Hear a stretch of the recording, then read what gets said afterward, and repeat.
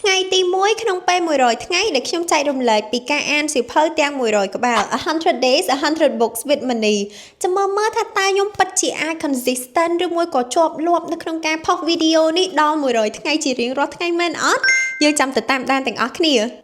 ថ្ងៃទី1នោះគឺសៀវភៅ Atomic Habits សៀវភៅនេះគឺបានបង្រៀនថានៅពេលដែលយើងចង់ផ្លាស់ប្ដូរជីវិតរបស់យើងមិនមានន័យថាយើងត្រូវតែកែប្រែទម្លាប់ធំភ្លាមតែម្ដងទេប៉ុន្តែយើងអាចចាប់ផ្ដើមដោយការកែប្រែទម្លាប់តូចបានដូចជាក្រោកពីគេងលឿនជាងមុន10នាទីឬមួយក៏អានសៀវភៅមួយទំព័រក្នុងពេលមួយថ្ងៃជាដើមដោយទម្លាប់ទូចទាំងអស់នេះនៅពេលដែលយើងគិតដល់មួយឆ្នាំទៅគឺคล้ายទៅជារឿងដែលធំមួយដែរហើយ